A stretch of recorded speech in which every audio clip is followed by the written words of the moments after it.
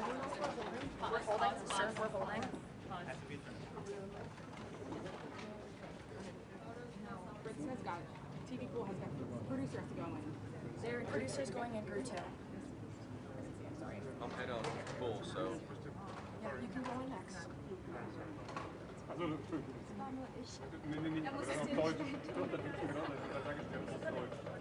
All right, you guys are good. Come in. Come in.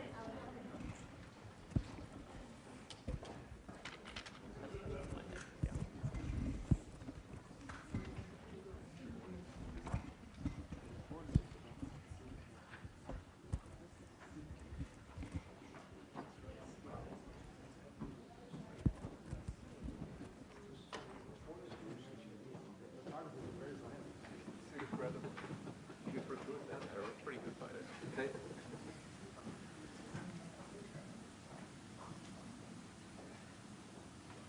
Well, thank you very much, everybody. We have a meeting with a man who's become a friend of mine, and we've known each other for a little while in some very interesting times, and we get along. Our countries get along very well.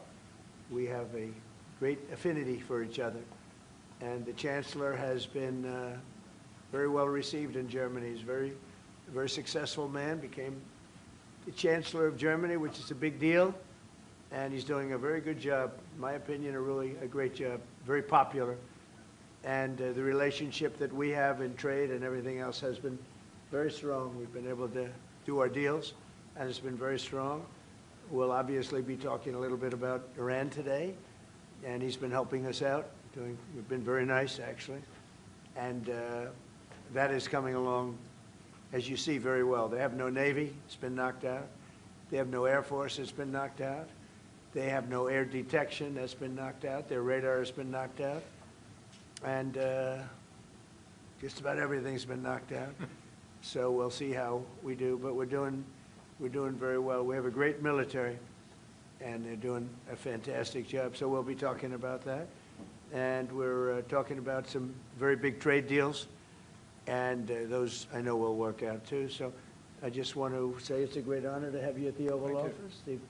The beautiful Oval Office, beautiful White House. It's a special place, even from your standpoint. And you have some very special places, too. And I look forward to being with you. Thank you very much. Thank you. Thank you, Mr. President, for having me here in this Oval Office for the third time now. Yeah. Really happy to have the opportunity to speak with you in these challenging times. We are on the same page in terms of getting this terrible regime in Tehran away, and we will talk about the day after, what will happen then if they are out. We have to talk about our trade agreement, which I would like to be in place as soon as possible. And we have to talk about Ukraine. There are too many bad guys in this world, actually, and this is an issue we have to talk about because we all want to see this war coming to an end as soon as possible, but Ukraine has to preserve its territory and their security interests, and, well, we will talk about that. We will Looking indeed. forward to that. Well, thank you for being here. Thank you That's some for your interesting. hospitality. Thank you for letting me spending the night in your guest house. That's It's a right. very, very Good. comfortable Hope place. you liked it, right? Absolutely. Yeah, great place. That's And a famous place. That's yeah. good. Very So famous. many former presidents That's there. right. Yeah. Very famous place. Any questions, please? Mr. President, did Israel force your hand to launch these strikes against Iran? Did Netanyahu pull the United States into this war? No, I might have forced their hand. You see, we were having negotiations with these lunatics, and it was my opinion that they were going to attack first. They were going to attack. If we didn't do it, they were going to attack first. I felt strongly about that. And we have great negotiators, great people, people that do this very successfully and have done it all their lives very successful. And based on the way the negotiation was going, I think they were going to attack first. And I didn't want that to happen. So if anything, I might have forced Israel's hand. But Israel was ready and we were ready, and we've had a very, very powerful impact because virtually everything they have has been knocked out now. Their missile count is going way down. Amazingly, they're hitting countries that were, you know, let's call them neutral, right? They lived together for a long time. I think they were surprised. I was surprised. I think and now those countries are all fighting against them and fighting strongly against them. Someday they'll write a story and they'll say why they did that, but they hit countries that had nothing to do with what's going on. They were sort of leaving everything alone. All of a sudden they had missiles shot in, which shows you the level of evil that we're dealing with. They'll hit people that were actually at least somewhat friendly, and they had no problems with it. Also hitting only civilian places, hotels and apartment buildings, and we're hitting them where it is much more appropriate. We're hitting them very hard. And the big scale hitting goes now. They no longer have air protection. They no longer have any detection facilities at all left. And so they're gonna be in for a lot of hurt. These are bad people. These are people that killed. I guess it's 35,000. It's coming out 35,000 over the last 3 weeks. Protesters, 35,000 violently killed. So these are bad people, and the leader of the pack is gone. And as you know, 49 people were taken out in the first hit, and I guess there was another hit today on the new leadership, and it looks like that was pretty substantial also. So they're getting hit very hard, and we'll see what happens. A lot of people are coming forward. A lot of the people you would least suspect want to quit. They want to have immunity.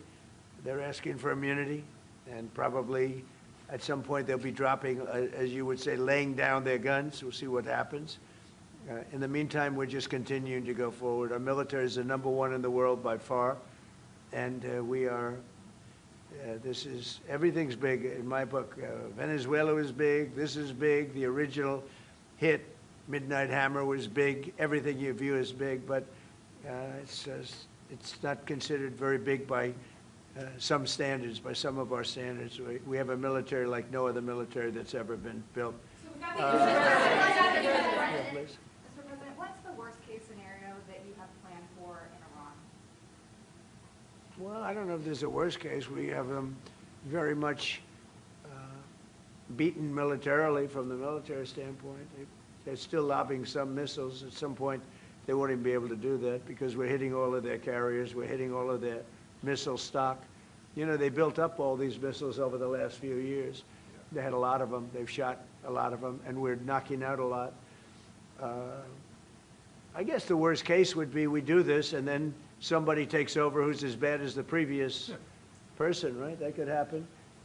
We don't want that to happen. That would probably be the worst. You go through this, and then in 5 years you realize you put somebody in who was no better. So we'd like to see somebody in there that's going to bring it back for the people. And we'll see what happens with the people. You know, they have their chance. And we've said, don't do it yet. If you're going to go out and protest, don't do it yet. It's very dangerous out there. A lot of bombs are being dropped. But I would say that would be about the worst. Do you have someone in mind right now? Because you said all the people you did have in mind have been taken out. What do you think? Well, most of the people we had in mind are dead. So, you know, we had some in mind from that group that is dead. And now we have another group. They may be dead also, based on reports. So I guess you have a third wave coming in. Pretty soon we're not going to know anybody.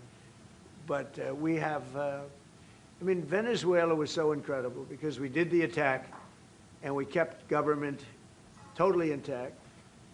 And we have Delcy, who's been very good. We have the whole chain of command, and they've been, you know, look, the relationship's been great. We've taken out 100 million barrels of oil already, and a big part of that goes to them, and a big part goes to us. And it's been great. We paid for the war many times over, and we're going to be running the oil. And Venezuela is going to make more money than they ever made, and that's great for the people. The relationship has been great. It's been seamless. Nobody's actually ever seen anything like it. If you look at Iraq, where very stupidly everybody was fired, the generals were fired, the military was fired, the police were fired, the fire departments were fired, and all of the government workers were fired. So after You know, people would call, they had no idea. And by the way, ISIS was formed. That's where ISIS came from. All of the fired people. We don't believe in that. So we'll see what happens, but first we have to finish off the military. What do you think? Crown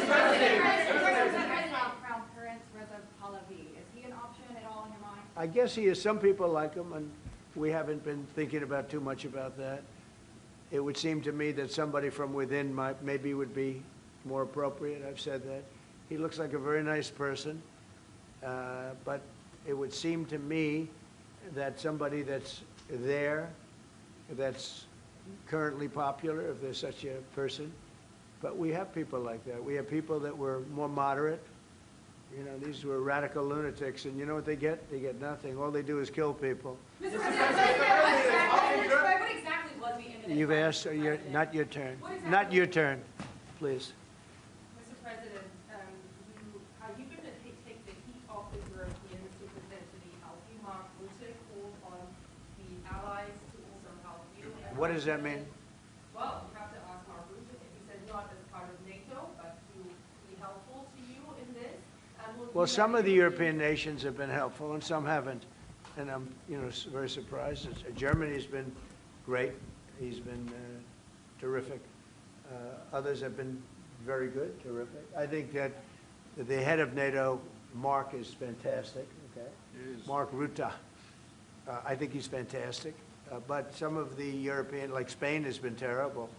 In fact, I told Scott to cut off all dealings with Spain. Spain, first of all, it started when every European nation, at my request, paid 5%, which they should be doing. And everybody was enthusiastic about it, Germany, everybody. And Spain didn't do it. And now Spain actually said that we can't use their bases, and that's all right. We could use their base if we want. We could just fly in and use it. Nobody's going to tell us not to use it, but we don't have to. But they were unfriendly. And so I told him we don't want to. Spain has absolutely nothing that we need other than great people. They have great people, but they don't have great leadership. And as you know, they were the only country that in NATO would not agree to go up to 5%. I don't think they would have agreed to go up to anything. They wanted to keep it at 2%, and they don't pay the 2%. So we're going to cut off all trade with Spain. We don't want anything to do with Spain. And I'm not, by the way, I'm not happy with the UK either. That island that you read about, the lease, okay, he made it, for whatever reason, he made a lease of the island. Somebody came and took it away from him. And it's taken 3-4 days for us to work out where we can land there. It would have been much more convenient landing there as opposed to flying many extra hours. So we are very surprised. This is not Winston Churchill that we're dealing with. Mr. President, what's your expectations towards Germany? What can Germany do and what should Germany do to help you in this moment? Well, I think they're doing it. I mean, they're letting us land in certain areas, and that's, we appreciate it, and they're just making it comfortable. We're not asking them to put boots on the ground or anything. I mean, we're just, they're a respected country. I have a very good relationship with the country. We have, in particular now, with this leader, with this new leader. I think he's an excellent leader. I had my differences with Angela. I said, you're hurting your country with immigration and you're hurting your country with energy. And we have a man sitting on my right that is, I think, pretty much the opposite of her on energy and the opposite on immigration. And I think he's doing very well. Mr. President, commercial air travel right now is severely restricted in the Middle East, and thousands of Americans are stranded. Why wasn't there an evacuation plan, and will you send planes to get people out? Well, because it happened all very quickly. We thought, and I thought maybe more so than most, I could ask Marco, but I thought we were going to have a situation where we were going to be attacked. They were getting ready to attack Israel. They were getting ready to attack others. You're seeing that right now. And a lot of those missiles that are hitting in, those are stationary. Those were aimed there for a long period of time at these other countries. So I think I was right about that. We attacked first. And if we didn't, it could have been, look, we're really decimating them. They're being decimated. And if we didn't, and by the way, we have massive amounts of ammunition. We have the high end. A lot of it was given away stupidly by Biden, very stupidly, for free. And I'm all for Ukraine, but they gave away a lot. As you know, when I give away ammunition, everybody pays for it. The European Union's paying for it. Then they can do what they want with it, but they are giving it, let's say, to Ukraine, and it's okay. But we gave away a lot of high-end, but we have plenty. But we have unlimited middle and upper ammunition, which is really what we're using in this war. And we have really an unlimited supply. We also have a lot of the very high-end stored in different countries throughout the world. We're literally storing it there, which is actually something that I insisted on in my first term.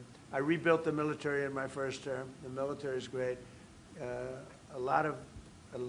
Unbelievable amount of ammunition, or munitions, as they say, we've given away to, the Wall Street Journal incorrectly covered the story when they said that it was given away to the Middle East. Not to the Middle East, it was given away to Ukraine. Very little was given to the Middle East. Middle East would buy a lot, and some of the nations, because they're rich, they have a lot, but it was given away to Ukraine. And it just should have been done. Look, it's a war that should have never happened. If I were president, that war would have never happened. But we have a tremendous amount of munitions, ammunition at the upper level, middle and upper level, all of which is really powerful stuff. Mr. President, a question to both of you. How worried are you that the rising prices for gas and oil are damaging the American economy, and also Mr. Chancellor? Yeah, do you want to go ahead? Yeah, sure. This is, of course, damaging our economies. This is true for the oil prices, and this is true for the gas prices as well. So that's the reason why we all hope that this war will come to an end as soon as possible, and we are hoping that the Israeli and the American army are doing the right things to bring this to an end and to have really a new government in place who is coming back to peace and freedom. Yeah. Something had to be done. And it's been 47 years. They've been killing people all over the world for a long time. They were the kings and fathers of the roadside bomb. Soleimani, we killed him last term. If we didn't, I think it might be a different story today. They would have been much stronger and smarter than they are. But they did the roadside bombs. 95% of the people lost their legs, arms, had their face wiped out, just wiped out. I've seen some young people that it's so sad to watch. And that was almost all, 95% comes from Iran and with Soleimani. Soleimani loved his favorite weapon. He loved the roadside bomb. And when you see people walking around with no legs and no arms and a face that's been blown to hell, these people, what they have to go and the way they have to live, this is Iran. When you look at the barracks, the famous barracks, when you look at the hostages, when you look at a lot of hostages, when you look at all of the problems, they were really a purveyor of terror all over the world for many, many years.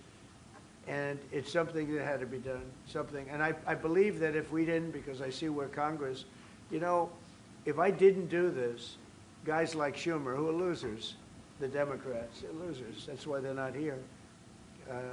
Guys like Schumer would say, well, you should have done this. In other words, if I did it, it's no good. If I didn't do it, they would have said the opposite, that you should have done this. But most people feel, I'll tell you what, I have never had more compliments on something I did. People felt it's something that had to be done. So if we have a little high oil prices for a little while, but as soon as this ends, those prices are going to drop, I believe, lower than even before. Mr. President, Go ahead, please. Mr.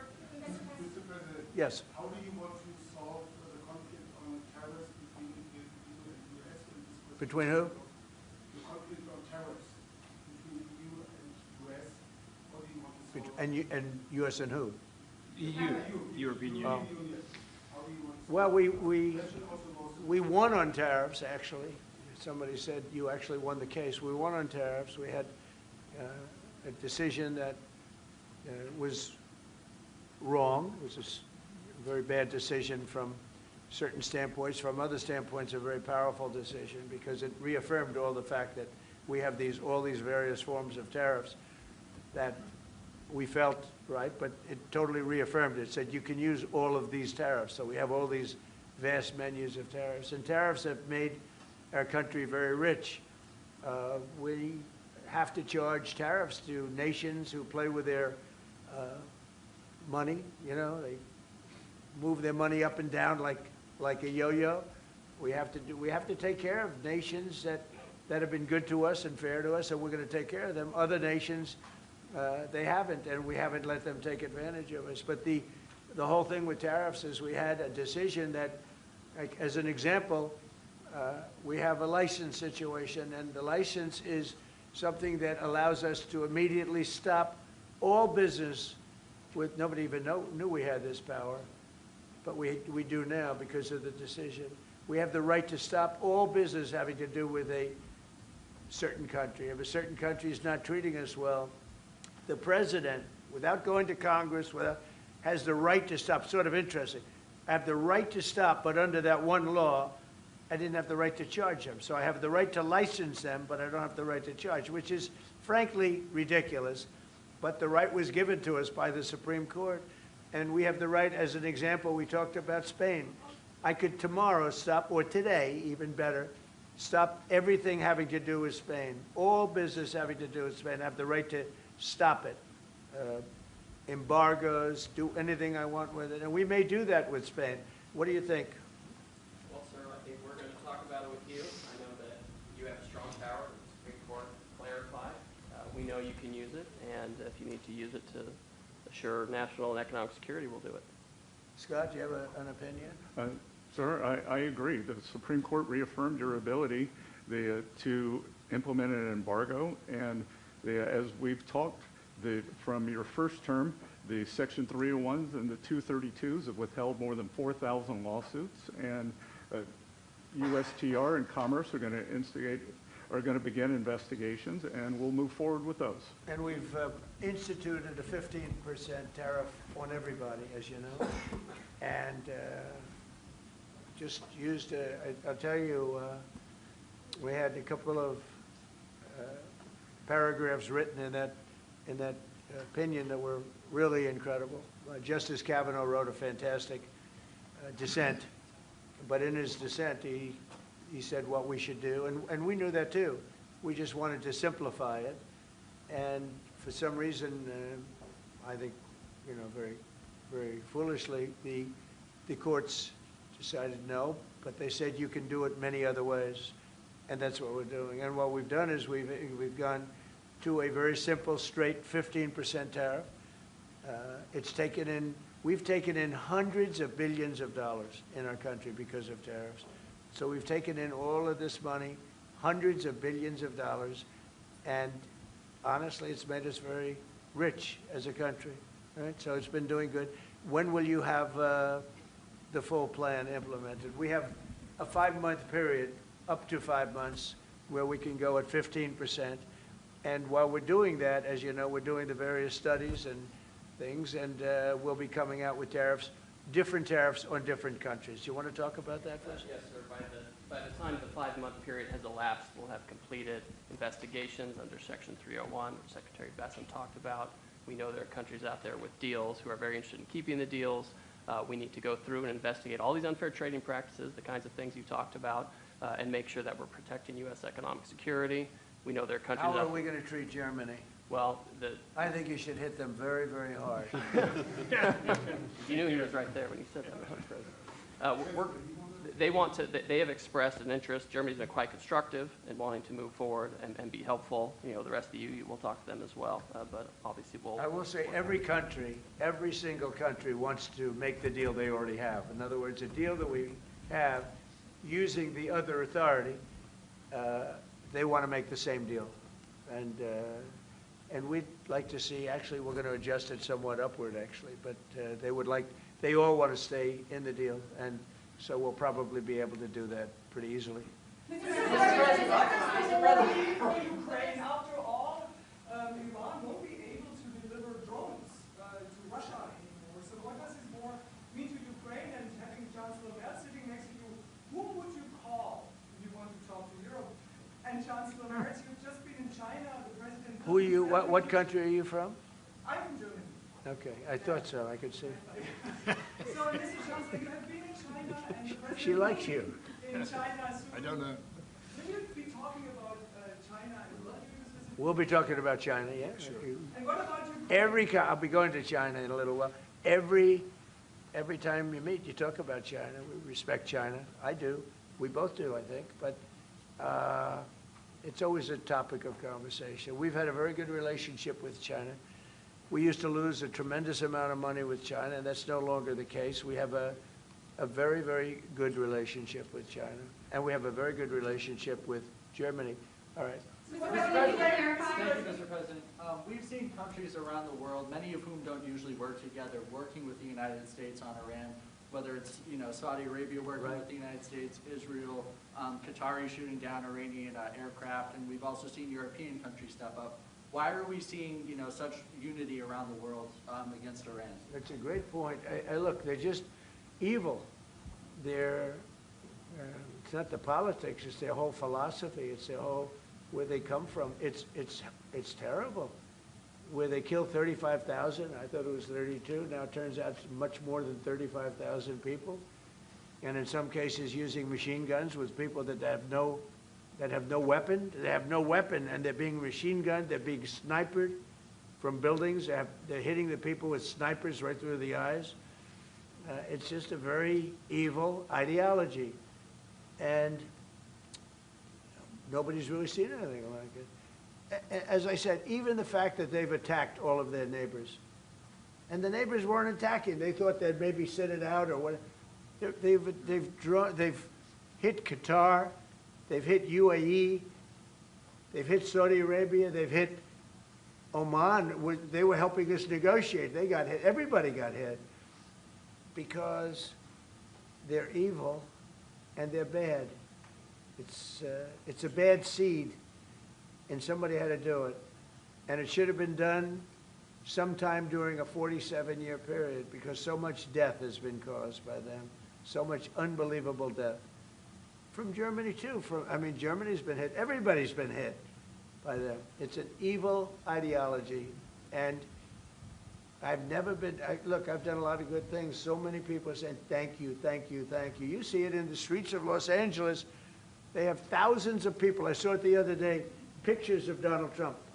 And I'm looking, I'm on the phone, probably talking to you. And I'm looking, and I see my picture. I say, oh, no, it's another, protest. I see and then I started saying, boy, they were very friendly people. And then I saw a woman hugging the picture of me. I said, what's going on? And it turned out to be these are Iranian people that live in the United States. So many. Thousands and thousands. You saw the rallies. And in New York, too, they had a big rally by pictures all over the place. The fact is that people are happy what we did. And you could never, and I've always said it, you could never have had true peace in the Middle East if Iran was allowed to go, even beyond the nuclear. If Iran was allowed to have look at all the missiles they built. A lot have been now taken out by us, and a lot have been expended. But they have thousands of missiles in a fairly short period of time. And I'll go, two things.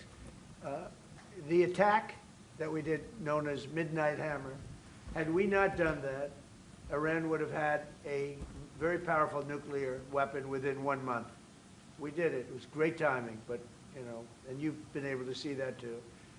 The other thing was Barack Hussein Obama made maybe the worst deal I've ever seen because he gave all power in the Middle East to Iran.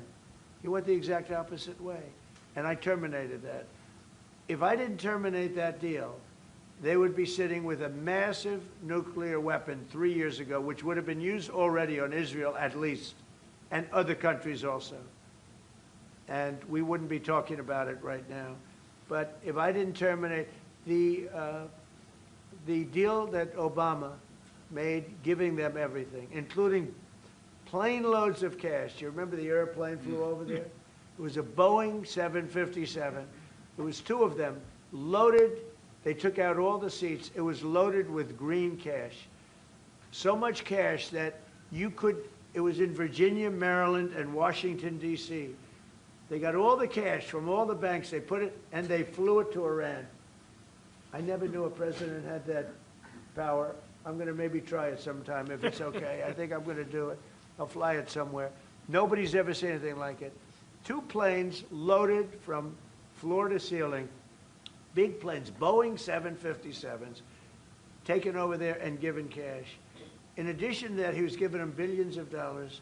But worse, he was giving them the right to have the path to a nuclear weapon. And that deal expired. A lot of people said, oh, you terminated it. Well, it was going to be terminated anyway because it expired.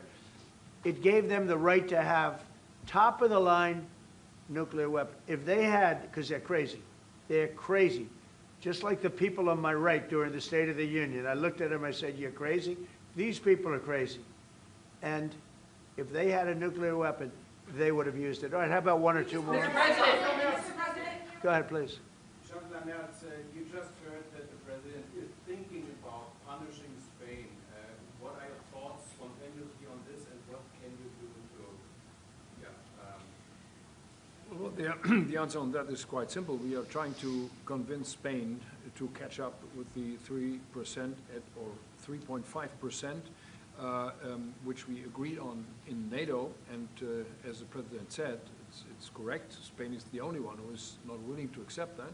And we are trying to convince them that this is a part of our common security, that we all have to comply with these numbers, and this is 3.5 for military and another 1.5 for our military infrastructure. So Spain has to comply with that.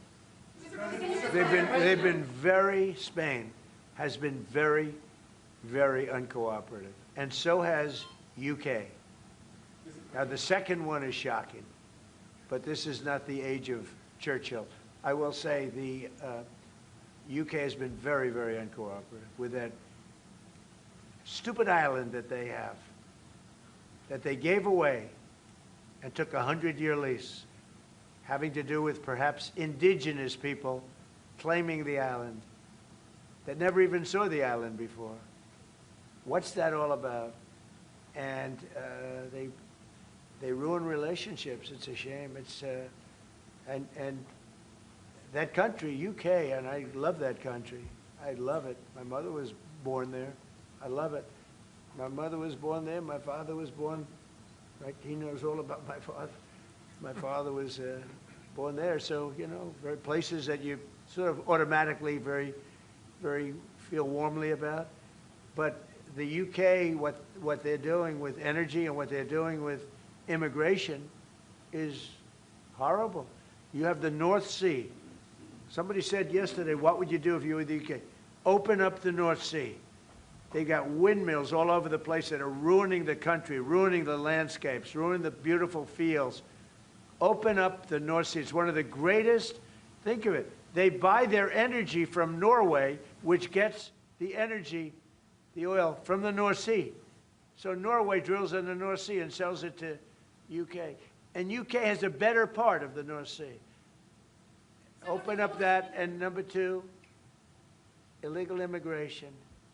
They got to solve that problem.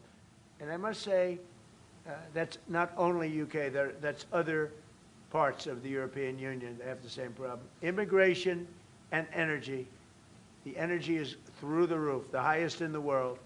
And the immigration is, I mean, you know, look, you have places where in the UK, you have a terrible mayor of London, terrible. He's an incompetent guy. But you have Sharia courts.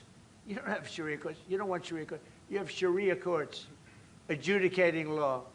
So it's very simple. Immigration, very importantly, immigration and energy. And you bring it back. Otherwise, you're not going to bring it back. Okay. One more. Go ahead. I have a question for the Chancellor. Yes, please. To the Chancellor, Chancellor Merz. Yeah. You've called for unity and joint force in this moment against Iran. What does that look like to you? And then, Mr. President, where is getting a deal with Russia and Ukraine on your priority list right now? Okay, where you going? So we, as I said, in Germany the last 2 days, we are supporting the United States and Israel to get rid of this terrible terrorist regime.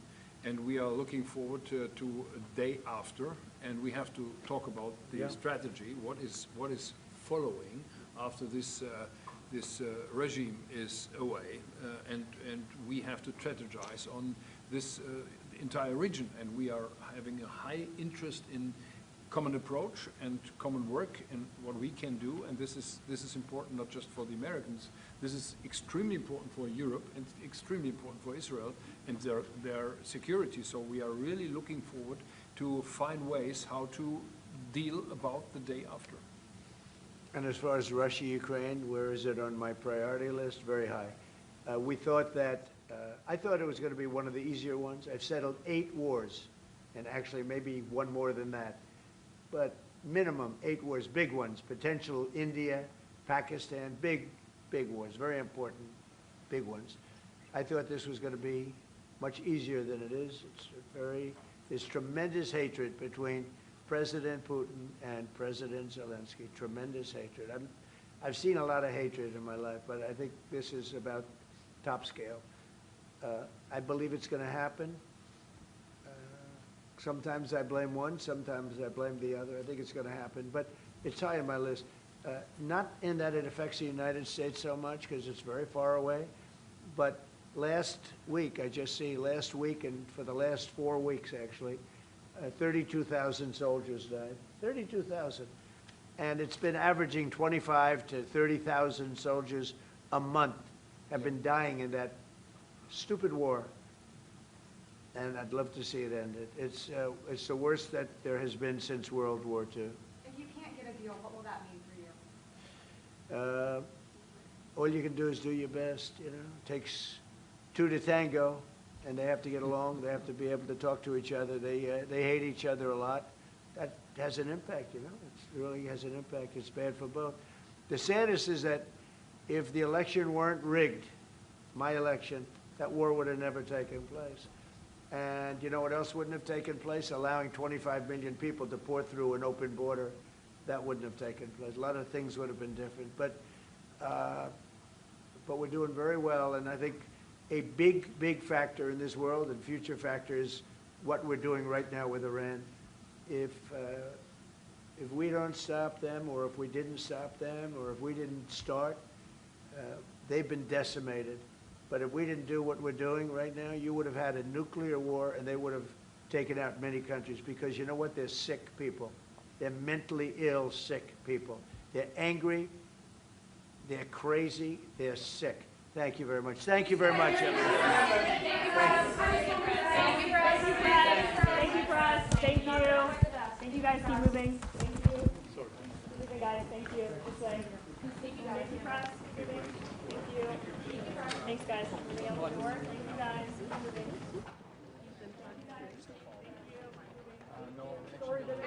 Press.